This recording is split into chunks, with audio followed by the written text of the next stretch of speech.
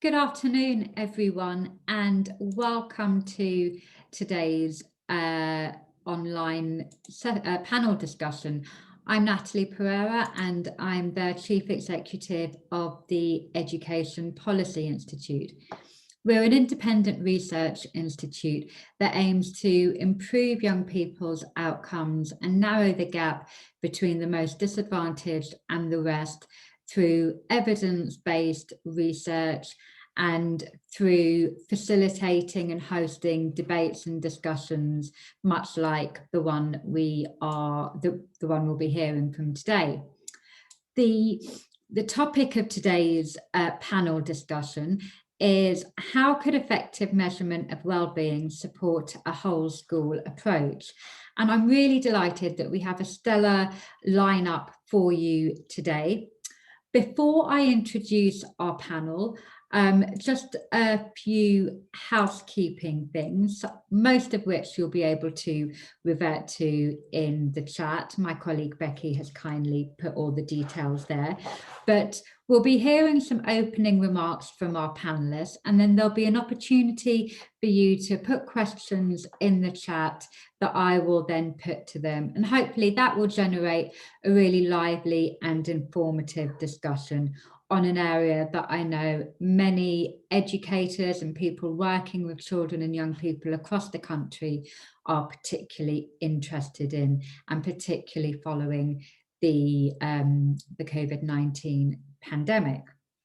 If you'd like to tweet about the event this afternoon, and I really hope that you do, the hashtag is #PupilWellbeing, and do follow us on our own Twitter page at EduPolicyInst. Again, it's on the chat. And then finally, before I introduce our panel, I would like to say a big thank you to Policy at Manchester, and they are the University of Manchester's Policy Engagement Unit, and they are supporting today's event. So huge thank you to the team there. Right, on to our panelists. Now, they'll each have about 5 minutes to make some opening remarks, but before they do, I'd like to give you a brief overview of our panelists today. So starting with Professor Neil Humphrey. Neil is the Sarah Fielden Chair in Psychology of Education at the University of Manchester, and his research focuses on the meaning of mental health, why it matters, and what works for mental health in children and young people. And Neil is also leading a really exciting project in Greater Manchester that he'll be able to tell us all about. Next up, we have Evelyn Ford, MBE, who is the head teacher of Copthall School, which is a girls' 11 to 18 academy in northwest London. Evelyn is also a member of the Council of the Association of School and College Leaders, known as ASCL, where she is chairing a new network for BAME ASCL leaders, setting out to improve the proportion of school leaders from BAME backgrounds. And very excitingly, Evelyn has won the TES Head Teacher of the Year Award for 2020. And last but definitely not least, we have Sarah Hughes, who is the Chief Executive of their Centre for Mental Health. And Sarah has worked in mental health and criminal justice for 30 years, having initially trained as a social worker. She also led the research and evaluation of the First Night in Custody project in Holloway Prison, and that saw the rollout of the principles from that project across the prison estate and was supported by the Cabinet Office. So I'm going to turn now to each of our panel members. Thank you again so much for being with us today. We'll go to Neil first, then Evelyn, and then Sarah. So Neil, over to you. Okay, thanks, Natalie. Good afternoon, everybody. I'm just going to set my little timer going just to make sure that I try to stay within my 5 minutes. This is a topic which I could have quite happily just spoken about for the full 90 minutes. So it's a challenge to get it in 5 minutes. So what do I want to say? First of all, I think the fact that there are so many people who've joined this event signifies just how live and important an issue this is in education currently. The kind of background to this, I suppose, is pre-pandemic, I think there were already concerns around children and young people's mental health and well-being in the UK. And there's, you know, even pre-pandemic, there was evidence that mental health concerns were rising, and that kind of young people's well-being was declining. And then the pandemic hit, of course, and all of the various restrictions that were undertaken to suppress the virus have had further impacts. The emerging evidence is telling us now on young people's mental health and well-being. Not for all young people, but certainly there is evidence that you know, of mental health issues getting worse, but also particularly worryingly that existing inequalities around mental health have been reinforced through what's happened in the course of the pandemic. So there's data, as I said, that shows, although for some young people, their mental health has kind of stayed on an even keel, or in some cases even improved, the kind of overarching trend is for mental health having got worse, although it's kind of waxed and waned. There's some interesting data from the CoSpace study, which I encourage people to have a look at, that kind of tracks it month by month, and you can see as restrictions come in and are lifted, the mental health scores kind of wax and wane, if you like, based on young people's ability to kind of connect to one another, to attend school, and so on. So there were concerns pre-pandemic, and those concerns have been amplified.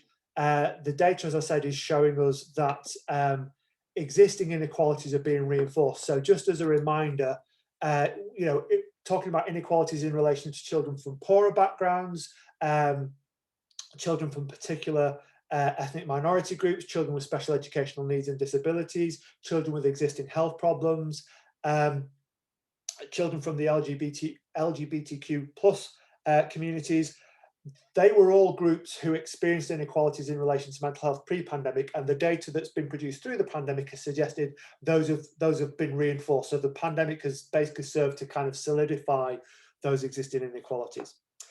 So the question is, what do we do about all of that? And I think the focus of today's panel event is around effectively the kind of effective use of measurement and data. So the Be Well project that I want to speak to you briefly about, this is an attempt to leverage data through large-scale surveys in schools that can then be used as a way to kind of support schools and those who work with schools to support young people's mental health. So we're undertaking large-scale data collection in as many of the 267 secondary schools in Greater Manchester on an annual basis, surveying young people's well-being and the drivers of their well-being.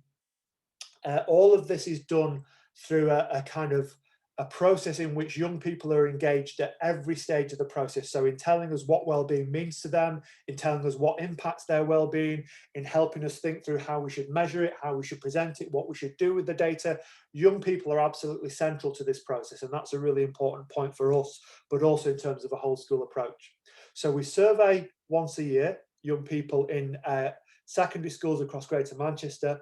We're then able to produce really rich aggregated feedback to schools, but also at a neighbourhood level, at a community level, that can help those who are the stakeholders in this process, so the schools themselves, community organisations, service providers, and so on, to identify the groups where there are greatest levels of need, but also the areas where there are greatest level of need. So this is very much a kind of a place-based approach. It's not just reliant on saying to schools, here's where the issues are, go away and deal with it. It's a very much a kind of a community-led initiative as well.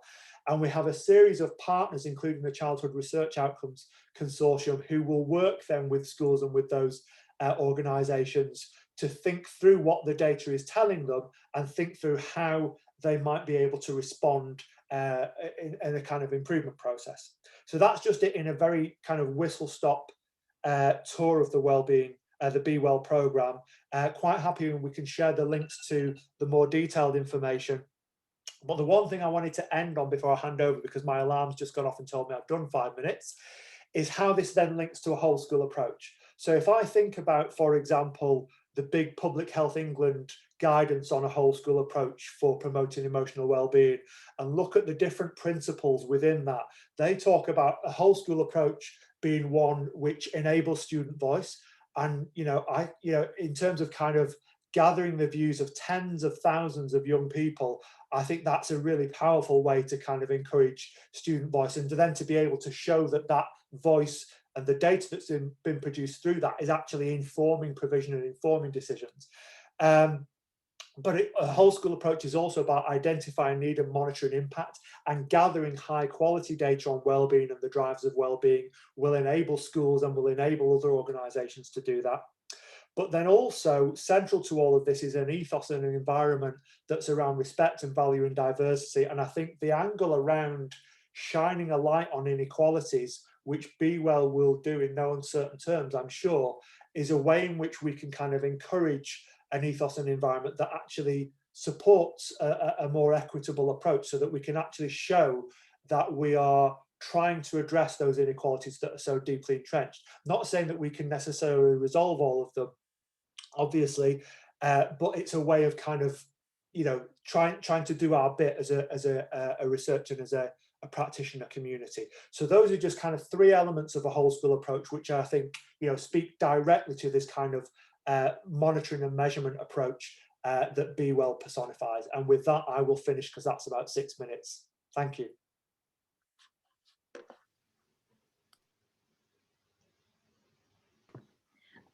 That's fine, Neil. We forgive you for running very slightly over. And thank you for that really great introduction. Evelyn, over to you, please. Thank you. I'll probably come in under 5 minutes, so it's okay that we kind of went a bit over on the first bit. So I think I'm going to talk to you from the perspective of a head teacher and, kind of a foot soldier on the ground, kind of dealing with young people's experiences on a day-to-day basis. And, without a doubt, there is no doubt that the impact of COVID and school closure has taken its toll on young people. There is definitely, in my view, and I think the statistics are out there, that there is a rise in referrals to CAMHS, and for us in school, a rise in how we are having to triage our young people to get the most relevant and targeted support. Young people in school, are showing signs of increased anxiety levels. They've got concerns around body image, and some young people are suffering with depression. And as we've just heard, lots of these were already there pre-pandemic and are now just exacerbated post-pandemic. And I know that talking to primary colleagues, so I'm a head in a secondary school, but I know that talking to primary colleagues as well, that the issues that we're finding at secondary are evident in pupils as young as 5. So, the issues are real, and that they cut across from primary right through to post-16.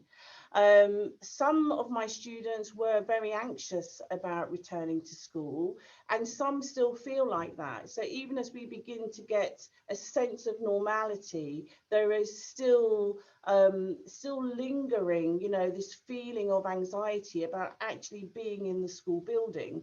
And I think I can give you a really, clear example that, as school does get back to normal and we find ourselves, doing assessments and tests, and, year 12s in the sports hall having an assessment, that saw a real rise in anxiety levels. And, why is that? Well, they haven't had that experience before. School closure meant that they didn't do, mock exams and exams in year 11, and now they're in year 12. So I think it really is remembering that the impact, is really long lasting. I think, however, that schools are faced with an enormous challenge of addressing the needs of young people when we are up against dwindling budgets and high accountability stakes. And I really think, and I know we might talk about this a bit later, that it is important that any funding that is given must come directly to schools. I think that, you know, where some funding has gone to local authorities, and then there are groups that are put in place that we can access, but actually, as you know, as school and college leaders, you know, we know our school communities, and therefore it's often more helpful when the funds kind of come directly to schools. There is, as we've just heard, there's growing evidence that young people from disadvantaged backgrounds will have been particularly impacted by school closure. We know that the attainment gap has widened, you know, and due to socioeconomic backgrounds, this would have meant, you know, a real impact where some of our young people have suffered from food poverty. You know, there's lack of parental support and parental engagement with online learning due to the pressures that those families themselves are experiencing, and that will have had an added impact on young people's mental health. I echo the view around a whole school approach. I really agree, and 100%, we need to listen to our students. We need to get the data. We need to understand what are the issues that are actually bothering our young, what are troubling our young people, so that we can put that tailored provision in place. You know, student confidence, motivation, and for some of them, their ideas about high aspirations and where they want to go and what they want to become has really been shaken for a lot of them. And I think, yes, we need to rebuild their resilience, but we must also support them to overcome their concerns. So I think, to conclude, I think if ever there was a time to work with the education sector and external agencies in a real joined up approach, I think the time is now. We cannot turn our backs on our young people, because we know that if we ignore the issues now, they will come back in years to come, and we will find our NEET figures rising. There will be further increases in mental health referrals. There'll be an increase in young people within the criminal justice system. And ultimately, we could find a whole generation of young people who have been failed by this pandemic, and a pandemic which is not their doing. And we have an opportunity to really help those young people now. Thank you.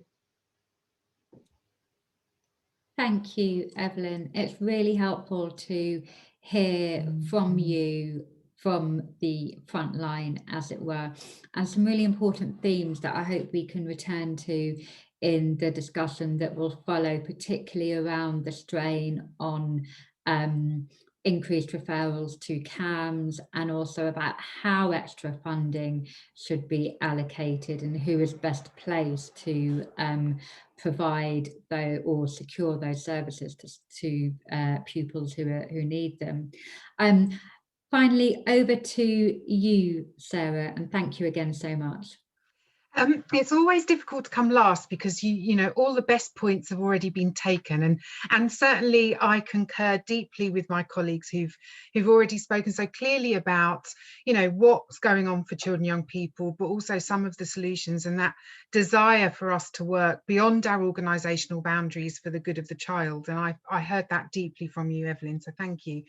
And also huge solidarity and thoughts with all of you who are watching this, you know, who have been on the front line over the last year, which has been an incredibly challenging time for all of us in very different ways. As we say at the centre, we certainly have all been in the same ocean, but not in the same boat. And so, you know, with that said, I think in principle, that tells us that some of our children are incredibly vulnerable. And we know at the centre that about 1.5 million children will need additional mental health support over the coming, you know, 2 years.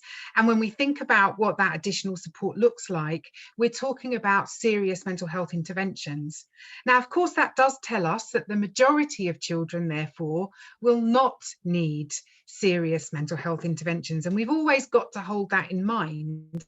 But what we are saying, I think what my colleagues are saying, is that we have created the conditions at the moment for children not to be thriving in the way that they should be. So, you know, as we've heard, that this is not new news. Children were disadvantaged. There was a treatment gap, you know, well before the pandemic. The pandemic has served to make sure that we all have seen this now. You know, this is in the public domain in a way that it hasn't been before. So what does this mean, and what does this challenge us all to think about? And I think it challenges us to understand really, what does a whole school approach actually mean? It doesn't mean just the teachers and the children on the school site. It means the communities around it. It means all of the agencies that kind of engage in the ecosystem of that school. We talk about, you know, actually for a whole school approach to thrive, we need the external social conditions to also accommodate and think through what will make the biggest difference to children's lives. So, for instance, school reform. You know, is the education system designed for 21st century children? We need to ask ourselves that question in a very meaningful way. We have seen school provision being delivered digitally for a long period of time now, and we're yet to see the kind of long-term results of that.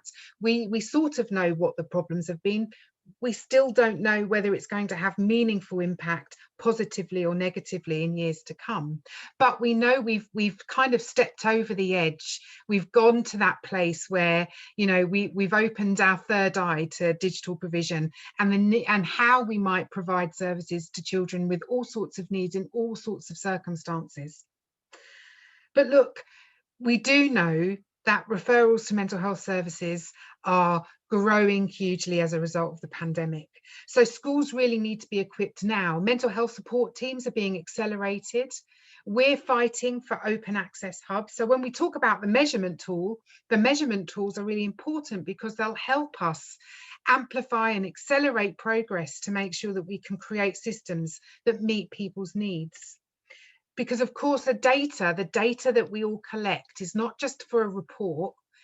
This really is about us using data now to make the changes we want to see. So I mean, I, like my colleagues, I mean, I could go on for hours and hours about this topic because I think we all feel it deeply. I'm also a mum of 2 children, and I am friends with lots of teachers who have been extraordinary over this time. And so I guess what I'm saying is that it's not a matter for schools alone to work out this problem. We mustn't abandon them and think, okay, well, look, you know, they've got some mental health support teams now, they've had some MHFA training, you know, they've got the literacy. Actually, it's much more complicated than that. Children, you know, have experienced huge amount of things. Even those children who are not going to need support from mental health services are going to need support to transition out of this pandemic. So I leave you with this challenge, I guess. What is your role? What is our collective role in making this happen, in raising the profile of, you know, innovation, you know, thinking about relationships beyond the school walls? How can we work with parents? How do we really make sure that we understand the kind of cultural needs of our children local, you know, in our local places? And I wonder what your individual responsibility is as a practitioner, as a policy lead, but also in your wider organisation, because certainly it's going to take a village to get through all of this in the future.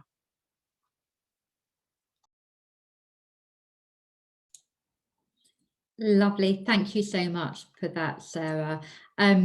We do have some questions trickling in through the chat.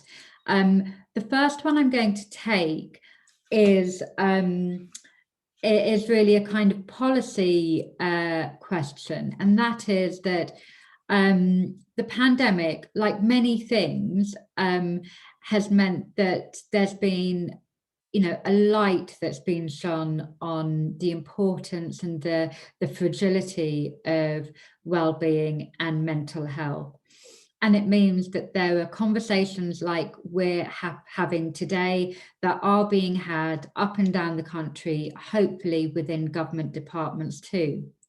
But as someone, one of our attendees today has raised, there is a risk that as we emerge from the pandemic, the importance of well-being and mental health gets deprioritized and overlooked. And I just wondered what your views are on how we mitigate against that risk and what should be done. So I'll come to Neil first, and then Evelyn, then Sarah. Okay, thank you. So I think when I think about how I would address that from my own position as a researcher is in any way which I engage on this subject, I always begin with, as I did today, with a very clear statement that this was a concern pre-pandemic. So as a good example, the Be Well program, the program that we've been developing, was actually in development when the pandemic hit, and then it was, we kind of had to put it to one side for a second and come back, when we were able to progress it. But it was something that we were working on even pre-pandemic. So it's kind of reminding government and reminding our various stakeholders that we're not focusing on well-being now simply because of the pandemic. It's just that the pandemic, as you said, Natalie, has shone a light on it. So I think we've all got to, use our collective voice as researchers, as practitioners, as stakeholders in this process to reinforce the very clear evidence that actually this was an issue before COVID. It's just that COVID has exacerbated things. And I think then in terms of, the emphasis being drawn away from well-being issues as we come out of the pandemic, I think again it's about having that, that sense of this feels like we need, it's a movement really about, the bigger picture here is about, well, what's education for and what are our responsibilities for in terms of, developing, healthy young people who can make a contribution to society.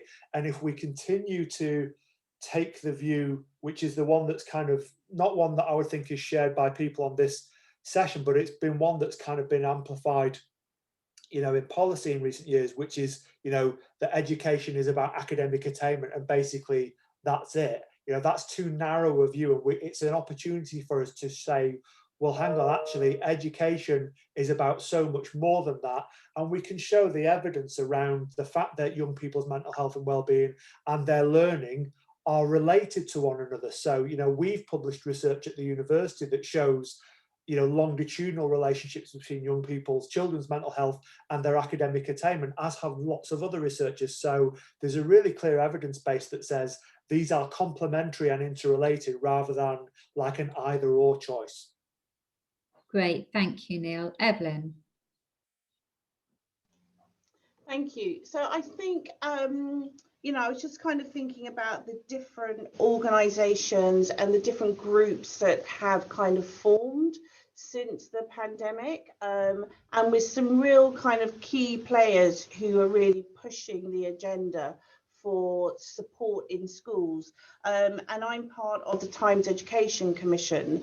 And one of the things that we're definitely going to be looking at is the impact of the pandemic on young people's mental health and well-being. So I think it really is about kind of using the channels that are available to us to make sure that actually this stays on the front line and doesn't get lost. I also know that Kate Green has formed a task force that again is looking at this. So I think that's, that's really kind of being pushed to the front. There are organisations like ASCL, and you know that I'm part of the council, and something that's very dear to all of our hearts, and we would definitely be making sure that we are, fighting for the young people that we serve.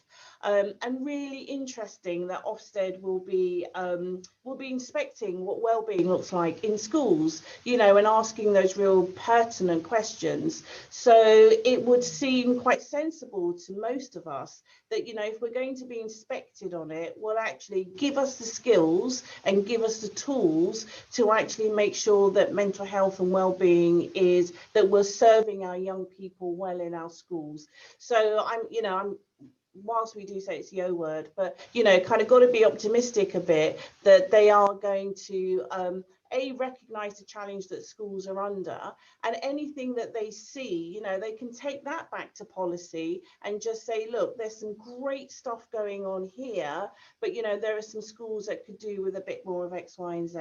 And then finally, I don't think there's any school or college leader that is going to stay quiet on this. You know, I think, you know, we serve thousands and thousands of young people, and there isn't a head teacher in any, you know, whatever sector of education that is going to, that we're not going to keep quiet. So I think as long as we keep talking and our voices get heard, we can only hope that people who have, you know, in the powers that be will actually listen and do something about it. Great, thank you. And Sarah, over to you. Yes, I mean, I think it's a really interesting question, because I think that it's fair to say that whilst mental health has benefited from huge profile from government and society, that we still feel that it's kind of fairly fragile, and that, you know, certainly now there's a huge competition for investment for various different issues across the piece. And, you know, certainly we've got to make the business case for why investing in health and well-being as a priority above maybe behaviour programs will have more positive impact on attainment is a case that we need to make. But of course, it's one that we've been making for some time pre-pandemic. And so many of us, I think, are, you know, let's make no mistake, the pandemic is providing a kind of additional evidence about what is needed. It's not bringing new news to the government, as we keep sort of saying. It's this very much about saying, look, you know, this is, you know, we are heading into, you know, potential recession. We don't know how long or for how deep pandemic precautions are going to be. And so we know that all of these kind of fluctuations and fragility lie about. And therefore, you know, whatever we do now has to be pandemic proof for the future. So the pandemic is almost like a lever to bring about change, and that's kind of not making good news out of a bad situation, but this is basically about the urgency of the situation. Thanks, Sarah. I really like the concept of making things pandemic proof. I hope that term sticks. I've got a specific question that I do want to put to Evelyn, but if others want to come in afterwards, that would be great too.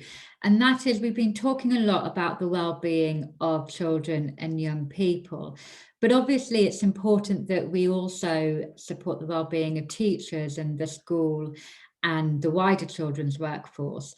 What are your thoughts on how government, school leaders and other people working in and around teachers and the workforce can help to improve the well-being of adults? Yeah, I think that's a great question, and I think sometimes that gets lost, because I always say that you need well adults in front of children in order for our young people to be well. I don't have a magic wand or the magic answer to how we do that, when, as I said in my opening 5 minutes, that, you know, schools are under the cosh in so many ways around high stakes accountability and everything else, that that sometimes I think it can be, you know, teachers can get lost in this. But I think, you know what, I think it goes back to the culture and the ethos of schools. You know, if we are going to make our schools, you know, safe places for young people, they have to be safe places for the adults that work in them. And there are some, you know, quick wins that we could do as school leaders, you know, and some people might think that's quite trivial, but actually what it does is it shows your staff that you value them, ranging from having a wellbeing room where teachers can go just to grab 5-10 minutes, to putting on a breakfast every so often, you know, and just really just doing small things to really look after their well-being. But if we're going to go wider than that, and if we think about the burnout for teachers as well, and we're thinking about retaining teachers. Okay, this whole thing around recruitment and retention of teachers, because what lots of people are seeing at the moment is, well, I wouldn't go into teaching if you paid me, essentially, because it just looks really hard. And I think that what we need is, and I might bang on about this quite a lot today, sorry, I just think a lot of it comes back to funding as well. Okay, so if we're going to look after our teachers, let's carve out some time for them to actually be able to support our young people, particularly around mental health and well-being. If we're talking about retaining our teachers, well, let's give them the skills that they need, because some of us are going into this blind. Okay, some of our young people are displaying behaviors and anxieties that we've never come across, and actually that's causing anxiety to the staff. So what do we need? We need funding in order to train our teachers so that they are better equipped and better skilled to support our young people. And I think that if we're able to do that, that will help their well-being generally, because nobody goes into this profession wanting to fail any young person. But you can really, as a teacher, you can really kind of feel the impact if you think you're not doing well by that young person, but it's only because maybe you don't have the equipment, you haven't got the toolkit to really help those young people. So I think that's something that needs to be addressed. Thank you. Sarah or Neil, do either of you want to come in on that? Sarah?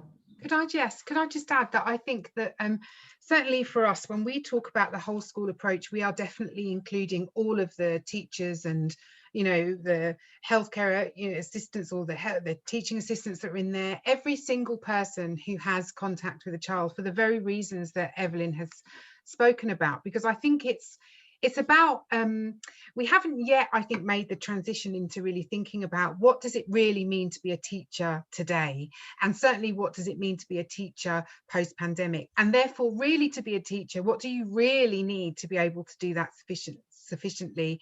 What are the conditions that we need to create to help you do that job well? So again, when we think about whole school approach, we're talking about the health and well-being of the workforce. When we talk about school reform, we're talking about actually how is the school system also contributing to kind of poor outcomes, or poor retention in teaching workforce again. So the bureaucracy of the assessment process. I don't know any teachers that sit there and think, oh, I can't wait for exam season.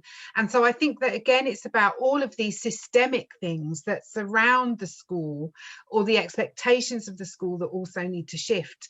Because fundamentally, certainly if anything over the last year, that most parents at home will know what it means to sort of teach their child academically, but actually to be responsible for a number of children in your school environment with a large number of kind of complicated and differing needs is something that we must equip them for. And when you think about it, some teachers go into their school, will teach their first class and never had any significant mental health awareness training, but there could be at least 3 children in that class who will be experiencing a mental health difficulty, considering now that we're talking about 1 in 6 children. And it's quite, it's extraordinary.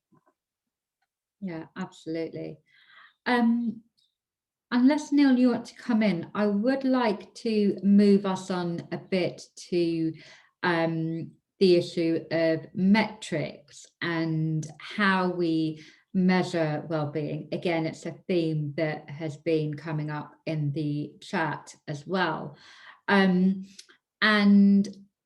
Neil, you've been doing a lot of work on this as part of the Be Well project, looking at, and importantly, talking to young people about which indicators matter in terms of good well-being and positive mental health. Can you tell us a bit more about the feedback you've had from young people about what good mental health means to them? And then again, it would be good to hear from Evelyn and Sarah about their reflections too. Yeah, wonderful. Okay, so just as a reminder, we consulted widely, so we've spoken now. The number actually increases every week, but it's about, in the last 4 months, we've spoken to over 150 young people from, I think we're in our 10th or 11th school this week. So it's been a long period of consultation, and we've been asking them questions around, well, what does well-being mean to you? What drives your well-being, and what does it mean to thrive? And we've taken that feedback, and what young people have told us in summary is their well-being to young people is essentially about 3 core things. So it's about having a sense of meaning, purpose, and control in their lives. So feeling that they have autonomy and choice, their kind of sense of optimism and hope, and their kind of feelings of satisfaction with life. So kind of feeling like they match and that they have agency. So that's one really crucial kind of pillar of well-being from the views of young people. The second crucial pillar of well-being from young people, we've kind of summarized as understanding yourself. So them thinking about how they deal with stress, how they cope with difficult situations, their kind of sense of self-esteem and kind of psychological well-being, that kind of their internal reflection, I suppose, into how they deal with their everyday lives and the challenges that they experience.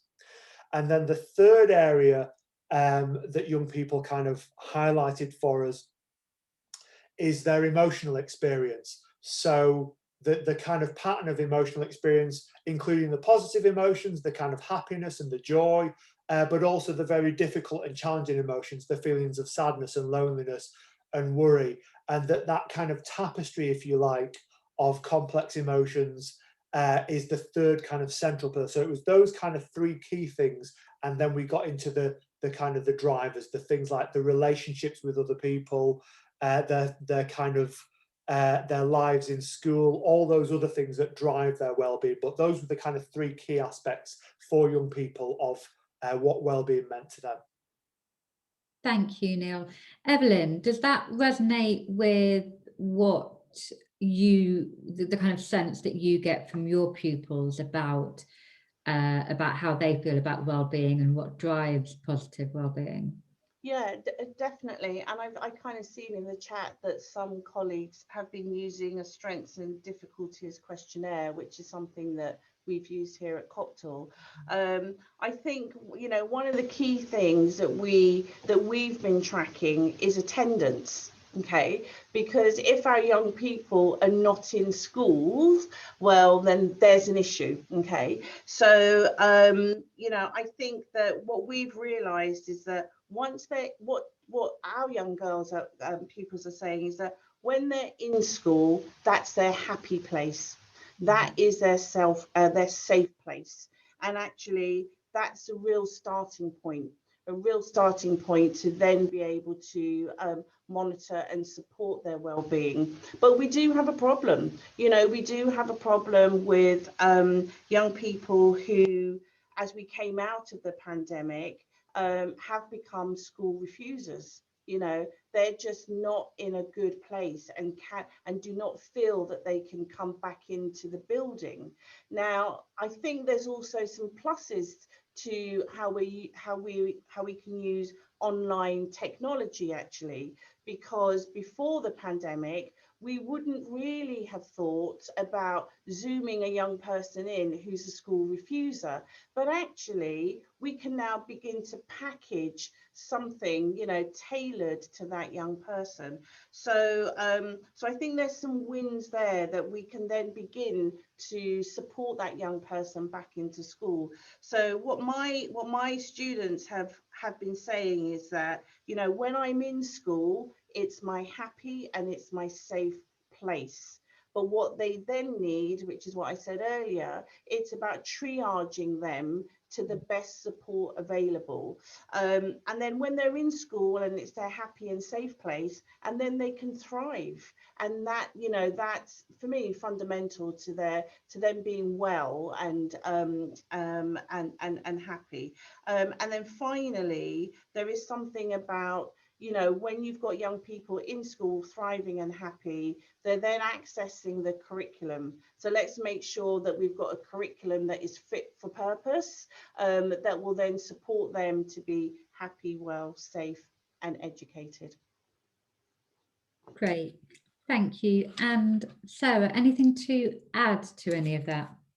I mean, I guess I think there's two questions for me. There's the question about, you know, having universal, you know, measurement that helps us really kind of form understanding of trends and really kind of get a picture of kind of the nation's children. And then there's something about individual schools really knowing and understanding their children, understanding what the kind of milestones and measures are that are important for them. But I always kind of think that it's about what do you want from that information? You know, what do you sincerely want from that information? What are you sincerely going to do with it? What are you sincerely aligning it with? Because, you know, I think that, you know, we've got lots of data. Some of it's the wrong type of data. We haven't got enough good ethnicity data, for instance, around particular issues. And so for us, there is a bit of a revolution to be had around making sure that the data in the first place is robust and good quality, but also what we're doing with it, that it's good. So, you know, is that school thinking about, well, this is what our data is telling us. What does the kind of local data say about the community in which our school exists? Are there trends and themes here that mean that, you know, we're having to do more of, you know, emotional support, or, you know, we live in a highly, you know, a poor area, therefore, you know, we have to support people in a particular way in terms of accessing resources. So it's really trying to understand how all of these tie in together so that the local authorities can make better decisions, because I think Evelyn made the point earlier on about, you know, money is often better spent in schools, and for that very reason, because they know exactly what's going on. But ultimately, if local authorities had a kind of much more sophisticated, integrated picture, relationship, understanding of what was going on, then that lever might work. But as it stands, certainly schools are in the best position to kind of have that funding and to make the decisions for themselves about what their students need. Thank you. Just picking up on that point, Sarah, about how data is used. Obviously, here at EPI, we always want more data. We're greatly in favour of it, but completely agree that we need collectively to be responsible for how the data is used. And we don't have a kind of national school level measure of well-being. We would love that. Of course, there is a risk, isn't there, that it's used for accountability purposes.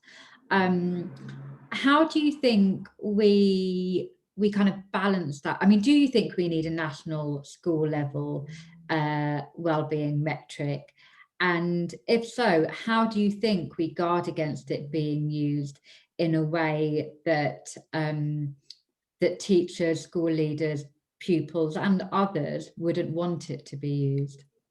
I mean, I think this is where that conversation, that co-producing, you know, what we're doing in terms of that measurement piece and what we're using it, you know, using it for, that actually asking the students, asking the teachers, asking the kind of system, okay, what data is going to help? Because there is a difference between, you know, what data we might need as kind of, you know, national policy organizations that are influencing that policy, to, you know, the data sets that might be needed by Evelyn, who's making decisions about, you know, actually what do I need to buy for my students? And you know, do we all need to be collecting all of it? And sometimes, you know, I think yes, we probably do, and other times I think, you know, it's possibly too overwhelming, which is why some of our data collection is poor.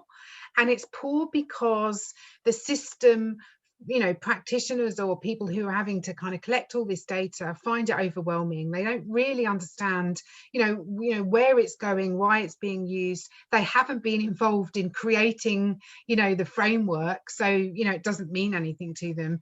So it feels like, you know, systemically we've got to kind of track back and go, okay, you know, what's going to work for all of these different demands on data. And again, you know, we've got to think about the way in which we collect data too, because often, you know, it kind of alienates people engaging in this process. So it's quite a complicated scenario, but it is really worth the trouble. And I think this is what we're saying now, and you're saying, Natalie, is that it's really worth the effort to do that well, locally and nationally, because it does make a difference. We know that it does, and you know, Neil is telling us about it. Thank you. Evelyn. Can I say I totally agree, and you know, I think data definitely has its place, but I also think relationships have their place, and I think that the two must go hand in hand. And you know, school and college leaders, you know, we know our students, we know our communities, and I really think we need to use the data. It's really important. But it really, because you know, as a teacher, you just kind of can pick up, you know when something's not right with a young person. And I think you kind of go back to your ethos of a school and the culture, you know, what is that? What does that feel like? And that schools, you know, are able to create, I go back to the safe space where, you know, young people are able to kind of talk and explain and say how they're feeling about different things. So I think we've got the data and it's really useful. And I think let's not forget the relationships that kind of dovetail that, because I think that they're also really, really important. Thank you. And Pauline on the chat has made a really good point about a national or universal approach potentially overlooking some of the kind of local or cultural nuances that that can sit behind a young person's positive well-being, or indeed otherwise. I want to move us on to inclusion, again, another theme that's been emerging from the participant chat. And I'd be keen on your reflections about how schools can be more inclusive than they already are in some cases, how they can reflect the impact of the pandemic on some young people who have had a kind of disproportionately negative impact, and how, in some cases, to manage the tension between a kind of disciplinary approach that leads down a path to exclusion and an approach that kind of supports greater inclusion. So interested in your thoughts. I'll come to Neil first, then Evelyn, then Sarah. Yeah, so I mean, I think this is a real challenge, but I think there's a few things that we can think about and a few things that we can do to kind of make headway. Starting with the disciplinary side of things, I think there's been an emergence through various factors of a more kind of a punitive approach to behaviour management, particularly in the secondary sector, which I think is at odds with what we know about, you know, when pupils' behaviour is unacceptable, it's sending us a message, and that message isn't, can you please put me in an isolation booth? That message is, there is something about what's going on here in school or here in my life that I'm finding very difficult to deal with, and so that behaviour is communication. So I think if we start from that point, that, you know, the behaviour is communication, that we need to look then at the more supportive approach, and that exclusion should be absolutely, you know, the very, very, very last resort. I'm not saying for a second that it's not necessary in some extreme cases, but it should be the farthest thing from our minds. I think that the other question, though, about kind of acknowledging the impact of the pandemic and acknowledging the fact that it's disproportionately affected young people, I think it comes back to the points made earlier, which is that, you know, the kind of the shadow of COVID, you know, we kind of need to get away a little bit from the narrative that, you know, that kind of thing. I mean, things are returning to normal in one sense, of course. You know, kids are back in school, although, you know, only last week one of my 3 kids was off again because the bubble broke and so on. But, you know, there's a longer term impact of COVID, which we can't fully know until it starts to unfold over the next few years. This isn't something that's happened. The last time something like this happened was in 1920 something, was it? The Spanish, you know, so we're ill-equipped to say, actually, we know how this is going to play out, because we genuinely don't. And so I think we have to prepare for the fact that the solution to this lies not in the next, say, 6 months, it lies in the next decade or potentially even longer. But again, I think it gives us, I think it was either Sarah or Evelyn that talked before about, you know, this is an opportunity, it's a challenge, but it's also an opportunity. This is an opportunity for us to really rethink, you know, our whole approach to education, what education's for, from the policy level right down to the practice level. That one of the key goals of education should be, always has been in many cases, but should be fundamentally, we're there to support young people's development, which includes their well-being. We're there to kind of create, you know, well-rounded citizens that can contribute to society, and that well-being is a crucial component of that. So it's a bit of a mindset shift, I think. Again, probably not for the people that are on this call, because they've come to this call because they're interested and probably share these kinds of views, but more broadly, I think that's a message that we need to get out there in terms of policy, and across the different sectors, that this is an opportunity for us to rethink how we think about and support young people. Thank you, Neil. And isn't it strange how quickly language evolves? If you had said on this panel as recently as, you know, a year and a half ago that your child missed school because their bubble broke, people would have looked at you like you were an alien. But now we're all sitting here, particularly as parents, going, oh yeah. So yeah, it's astonishing at how quickly we've adjusted to this new way of life. Where were we? Evelyn, and your thoughts on inclusion, please. Yeah, thank you. I think that relationships and working with parents are really important here. I think that, you know, I think it's really important for schools to communicate exactly what they're doing, and to make sure that, you know, that we've got parents involved in everything that we do. I think that I think there is a need for policies. I don't think that we can just say, you know, we're not using our behaviour policy, we're not using our exclusion policy. You know, there is a place for policies, but I do think it's about staff and, you know, school leaders being, you know, super mindful of what that young person is walking into school with on that particular day. And making sure, you know, I talk at Coptal about every child needing a champion. So making sure that there's eyes on every child, so that every student, so that they can feel included, that this is a safe and happy place. But for me, one of the issues around the tension around, you know, discipline and how we use those policies is, it goes back to training. Okay, because, you know, some staff, as Sarah said, you know, have come into education, have come into schools, and don't actually recognize the signs. So what they may see as a truculent young person or a rude or defiant young person, actually what is sitting behind that, for me, is super important. But, you know, we do our teachers a disservice if we don't give them the skills in order to support a more inclusive school. So I think there's something to be said there.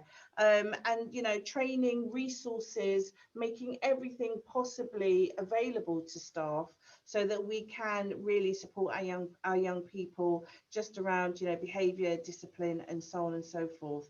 But, you know, in terms of making schools even more inclusive, you know, I always talk about, you know, young people going into schools and the environment really resonating with them. So, you know, looking at the curriculum, how inclusive is our curriculum? How inclusive are the teachers that are actually serving our young people? So I think there's lots of work that we can do in pockets around the school. But for me, I would talk about communication, making sure that everything that we do is communicated quite clearly. I think that parents generally want to work with us and not against us. And I think you build a stronger, inclusive community if you've got your parents involved in everything that you're doing. And I think in terms of staff and behaviour, I think we need to support them with the training in order to identify what is and isn't, poor behaviour. Thank you, Evelyn. Sarah, before I hand over to you for your kind of wider reflections on inclusion, I wondered if there's anything you can say from a research perspective about one of the points Evelyn was making about inclusion in the curriculum, really topical debate and issue. And is there anything in the wider evidence about the importance or not of children feeling that the curriculum is inclusive and kind of reflects them as individuals somehow? Yes, thank you. I will take that point. What I will say is that my daughter is going to secondary school in September, and I'm thinking of sneaking her into Evelyn's school. So if you see a little girl that you don't know, Evelyn, she's mine. So anyway, just to put that in. But just to say, I think that the issue of inclusion is an incredibly powerful one. And I want to preface what I'm going to say next by saying I really do accept that being a teacher is an experience unlike I've ever known, and that actually some of the challenges that are faced day in, day out are not just about, how to convey your subject to a child. It's vastly more complex. And when faced with behaviour that is really challenging, that's upsetting, that could be dangerous, absolutely we know that you want to create a safe environment, and to take that point that teachers are not going into teaching to fail children. But that said, we at the centre with partners have asked for a moratorium on school exclusions, and that's very much because we think that as a result of the global pandemic, we do not want to see children displaced from the only place often that they do find safety. And sometimes that's the communication Neil's talking about, is also because it's a safe environment. And so we really don't want to displace children from that. And we know that sadly, the risk to children certainly went up during the pandemic when they're not in school. So all of these things are hugely important to consider, and therefore what we do need, to reiterate Evelyn's point, we really do need to make sure that our teachers understand what it's like to be a teacher today. What does it mean to actually be psychologically and trauma informed? And certainly from our perspective, we would say that being psychologically informed is about having that whole of school approach, the language, the training, the literacy around emotional health, but also really thinking about now as we come back from the pandemic, that for some people it's been a traumatic time. And so, it's about being trauma informed, really understanding that, these children have had experiences that we as children have not known. And so really understanding that and paying careful attention to that, and really thinking about behaviour strategies that attend to that. And we know that the evidence really supports that way of working. In terms of your questions around inclusion around the curriculum, we absolutely know for racialised communities that it's an exclusive curriculum, particularly. And certainly our research with young men in Tottenham and in Birmingham tells us that the school environments were places where they were misunderstood, where they didn't recognise themselves in the curriculum, where they were certainly experienced being suspended and excluded far more likely than their white counterparts. So I think that there are all sorts of inclusion issues. The curriculum is profoundly colonial, and I think that that's a really important issue that we have to face, and we cannot expect our young people, our diverse young people from around the country, to really feel engaged when they don't feel present. They're not seeing themselves in the way that they should be. Thank you, Sarah. Before I want to move on in a moment to how we, so I think everyone agrees we need better joined up working. And I want to move on in a moment to what the levers are to help to facilitate that.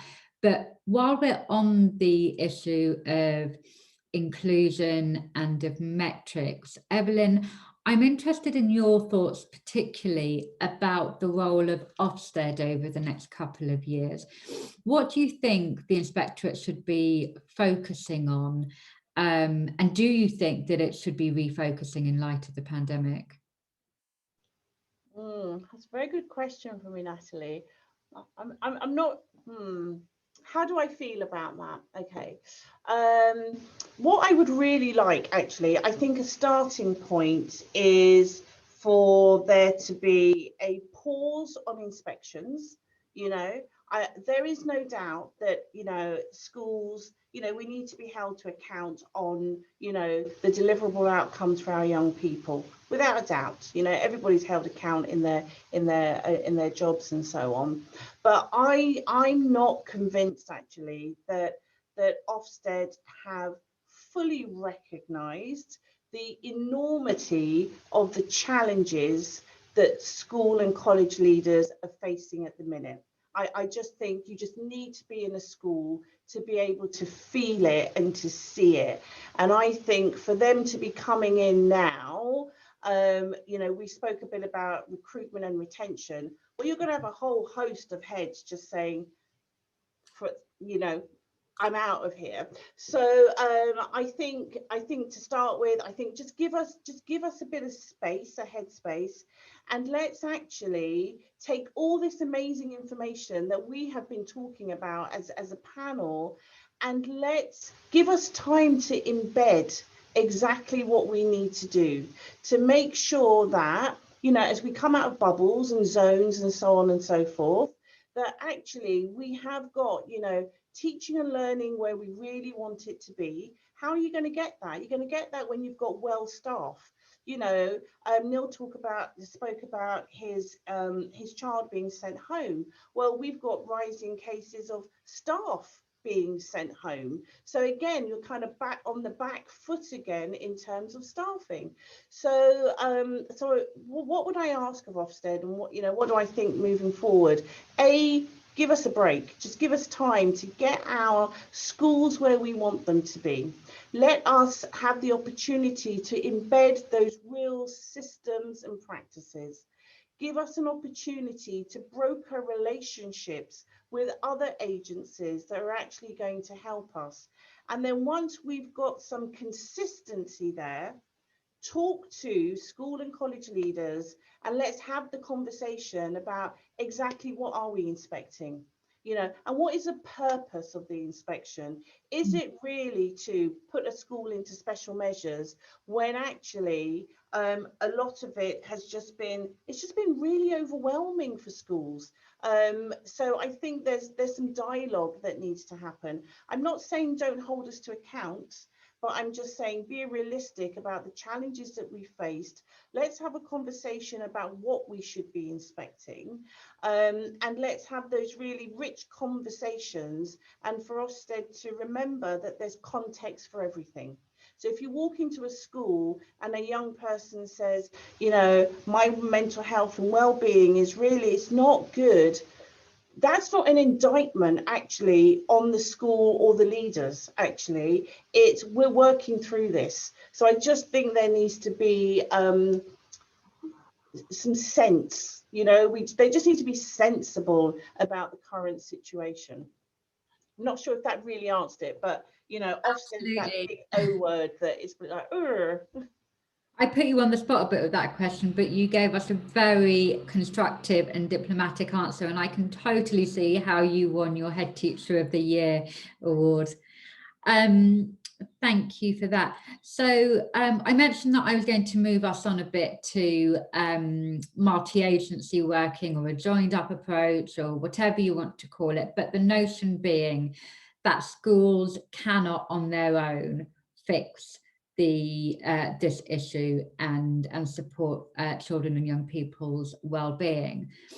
So we know that it needs to be an effort, not just from schools and colleges, but also from public health, from CAMS, even from the Department for Work and Pensions when we think about poverty and welfare reform. But how do we get from where we are now, which I think is safe to say is quite disparate, to a better and more holistic approach to supporting young people's well-being and mental health? Neil, I'll go to you first, then Sarah, then Evelyn. Okay, so I mean, I think this is, again, talking about problems that existed pre-pandemic. This is another one, right? The kind of, how do we get that multi-agency approach right in a way that best supports young people? We're partly in the Be Well program that I mentioned, you know, we're looking at the ways in which we can actually start to use the data that will be generated as a way to kind of leverage connections and relationships between different agencies. So we've got this coalition that's building across Greater Manchester, with service delivery partners, so people like 42nd Street, Place to Be, Youth Focus Northwest, research and policy partners, so including kind of ourselves at the university, Institute for Health Equity, business partners, because obviously kind of, you know, children that are in school now will be in employment at some point in the future, and so bringing in, you know, people like the Northern Powerhouse Partnership and so on. So we're trying to build a kind of a network and a coalition to have this kind of movement, and health and social care and all the kind of usual suspects involved as well. But there's a more fundamental issue, I think, which is that, you know, we're doing this in Be Well because we recognise it as an issue. One, it kind of reinforces the message it's not just the responsibility of schools. You know, there are a number of different agencies and allied professionals who support young people, and we need to get them all around the table. But more broadly than that, it is an age-old problem. We've been kind of grappling with this. Is in the research kind of space in education, people have been writing about the challenges of effective multi-agency working for 30 years or more, and they continue to write the same things, which is, we don't do it well enough, what can we do? One of the key things for me, I think, is around language, and I think one of the barriers that's existed historically around effective multi-agency working is different language, different kind of regulations that prevent sometimes useful information sharing and so on. So, you know, spoken to in workshops where we've had CAMS and schools in the room where there's not been effective information sharing to support a child's development, because our set of rules here say we have to have parental consent to share that. You know, so there's kind of barriers in the system that we need to work through around the language of the different agencies and the rules and regulations that could allow for a more joined up approach. But we also, I think, the focus still is primarily on education and health when we think about well-being, and that's the Green Paper is a really good example. So there's the mental health support teams that are in place in the Pathfinder areas, and that's to bridge education and health.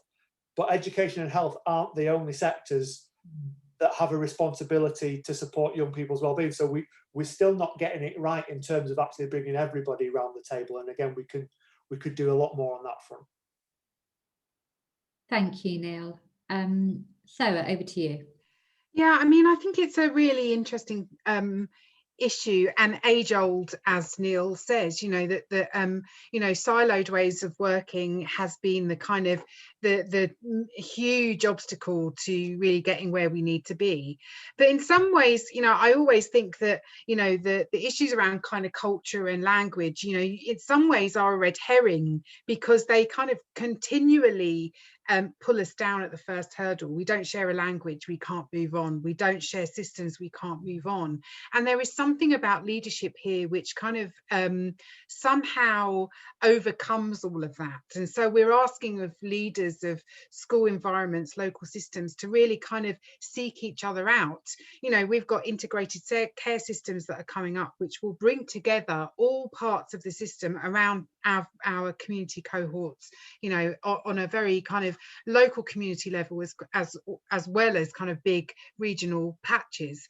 So I think it's about, you know, particularly leadership seeking each other out, really understanding what's going on out there. But, you know, because what I know from my own experience when I, you know, chief exec of my last job, that, you know, actually what really made the most significant difference was, as Evelyn talked about earlier on, you know, developing those relationships, but also making sure that your local governance around health and well-being includes education. But often it means that people within education need to go into those environments with their elbows out. You know, now there's no doubt that Evelyn will do that and has done that. But there are many teachers or head teachers that will really struggle with doing that. So again, it comes back down to actually what are we asking our head teachers to do? Is it on the job description that you need to integrate what you're doing with your local system? And that means seeking out partners, really understanding how we can share and kind of pool budgets to create new pathways and new services. Because actually sometimes, you know, people don't realise that pooling budgets can kind of clear pathways for miles into care. And we kind of, you know, often use governance as again another kind of red herring to prevent us doing that. So again, I think, you know, coming back to what is the role of the head teacher, you know, what is available in terms of the system levers and opportunities. ICS are a great way, I think, to get an understanding of your local landscape. And so it's about kind of reaching beyond, again, your boundaries as you know, in your educational environment. Thank you, Sarah. Evelyn, over to you. Yeah, I probably haven't got much more to add. I think Sarah and Neil just kind of summed it up. But I think I'll just build on the partnership, because that's where I was going with this. And, you know, I kind of jotted a few things down. So I do think that, you know, there could be scope for more kind of localized partnerships. So, for example, you know, I'm fortunate that I have a school counsellor in my school, and I'm very keen for her to link up with other school counsellors in the borough, so that they can begin to see what the emerging issues are just across Barnet, and how can they actually support each other with that. And I think that will bring a more kind of joined up approach. I think, you know, things like designated safeguarding leads, having the opportunity to meet and have conversations and just kind of see again what the emerging issues are. And if we're talking about head teachers and, you know, what is the role of the head teacher? God, I mean, you look at the job description, we just don't do that anymore. You're doing 100 million things, but, you know, there is something around us working in partnership, particularly with our primary schools, because let's not forget that, you know, mental health and well-being and trauma and everything that young people have faced. You know, I mentioned, you know, it starts in, you know, 5-year-olds. So we've got our young people coming through from primary into secondary. So let's have those conversations very early on, so that we are having this holistic approach, and the transition from primary to secondary then becomes a lot smoother for our young people. But not just primary schools. You know, I think as a head, you know, we have secondary heads meetings and we talk about the issues that we're facing, and we find that, you know, really supportive. And then again, across our borough, you know, we can have a much more joined up approach. I would also encourage school leaders to reach out to so a really good example is that I have a partnership with my independent school, Mill Hill. And again, something that I hadn't really thought I would do, but 2 years ago, we formed a partnership.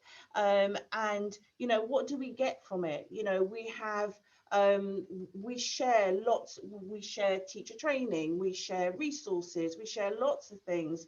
And actually, one of the big things that we're about to do, to have a holistic joined up approach, is that we are going to be delivering a mental health and wellbeing conference across the 2 schools. So you've got a state school and you've got an independent school. But again, in my world, we're talking about young people in every school. It doesn't matter, you know, whether you're primary, secondary, post 16, independent, doesn't really matter.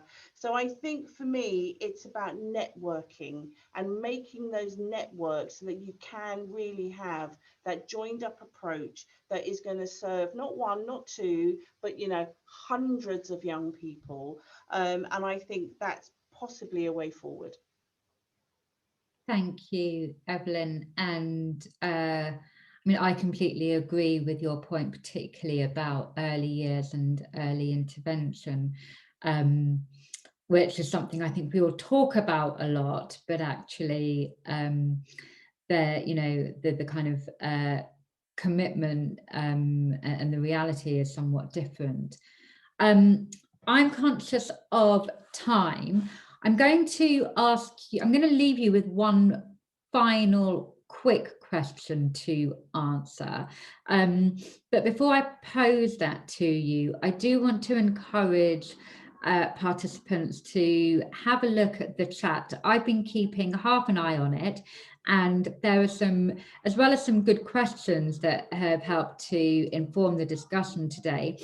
There's also some really interesting perspectives and some useful resources that have been posted onto the chat. So please do have a look at that and have a look at some of the resources that people have been helpfully posting. And thank you to those of you who have. So my final question is, we've skirted around the issue of funding a bit. I would like to know from each of you, if the government said they would fund one thing to improve young people's mental health and well-being, what would you want that one thing to be? And I'm going to go Sarah, Neil, then Evelyn. Oh my gosh, I mean, I think that is a really tricky question. So I'm going to be really maybe a bit controversial and just say kind of maybe a philosophical ask for children's health and well-being, which is social justice. Okay, I'm going to challenge you a bit. What does that mean in practice? That means a real kind of fight against poverty. And, you know, exclusion and marginalization. I think that we can do a huge amount in schools and in services, but if we're still sending children home to, you know, environments where, you know, poverty means that poor housing, you know, food poverty, period poverty, all of these things that fundamentally destroy children's self-esteem. And yeah, so for me, it's kind of it's beyond schools, really. This is about social justice, and certainly attacking poverty would be a massive start. Thank you. Neil. I'm really glad I didn't go first because it's given me a bit of thinking time. So I think Sarah drew the short straw there, but I agree completely with her points. The way I think about this, when I think about, well, how can we kind of make a meaningful difference to young people's well-being? There's some of the kind of societal and structural issues that Sarah's alluded to. And we definitely need to kind of make headway on that. But then there's also like, what can we do in our school tomorrow to try and help young people deal with the lives they find themselves leading on a daily basis? And if I had to pick one area, I think the feedback we'd had from young people in all of these workshops in the development of the Be Well programme, you know, one of the really key drivers was relationships, whether that was relationships with staff, relationships with other children, relationships at home. And so I think, you know, work that can funding that can kind of underpin different approaches to intervention that have a theme of kind of our relationships with other people, I think that's a really kind of key area, and it's one that's ripe for, you know, there are ready resources out there for whether it's kind of social and emotional learning, universal interventions, through to more targeted approaches. There's a lot of relational focused, good quality resource that's already out there that we could kind of bring in with the availability that would be created through the additional funding. But we've also got, for young people, one of the greatest resources at our disposal is other young people. And so kind of a lot of the work around social prescribing to do with kind of mentoring approaches and things like that, you know, anything that's going to improve young people's relationships and their sense of connectedness to other people, I think can go a long way to improving their well-being. So if we had one area alone, that would be mine, as well as solving all of the issues that Sarah alluded to. Absolutely. Thank you, Neil. And finally, Evelyn, over to you for the last word. Yeah, it gave me some thinking time, but I'm not sure I've got the right answer. And I've just seen something come up in the chat. So I would like to see every school have the facility to have something like, or even them, the place to be within every single school. I think there you will get, you know, you will get the therapists, you'll get the clinicians. They will be able to signpost and support not just young people, but families as well. And then I do a catch-all because I'm big on training for staff. But I think that if everybody had a place to be that was fully funded in their school, then our staff could go into the place to be to, you know, do some shared CPD that they could also learn from those clinicians. You know, you could get your art teacher to go in and work with the art therapist. And again, you're kind of, you know, pooling resources and you've got that more joined up approach. So for me, I think every school having the place to be in their school would be a real plus. And I think every kind of head teacher would say, yeah, bring it on. That sounds good. Great answer again, Evelyn. Thank you. It's just about time to wrap up today's panel discussion. So I want to say thank you to, first of all, to Policy at Manchester again for supporting the event today. A particular and massive thank you to all of our panelists who have been fantastic and answered the questions professionally and with such great insight. There were a number of themes that we didn't get on to talking about, but I would have loved to explore, including the point about early intervention. We touched on a little bit the kind of strain that the CAM services are under. I would have liked to explore that a bit more. But thank you again so much for all of your contributions. And thank you to everybody who has joined us online. If you've been participating in the chat or been tweeting about the event today, we're really pleased to have all of your engagement and all of your views. Please do keep up to date with everything that we're doing at EPI. You can find more information on our website or by following us on Twitter. So all that's left for me to say is have a great evening, everyone. Thank you again for all of your contributions, and I look forward to seeing and speaking with you again very soon. Thank you. Bye.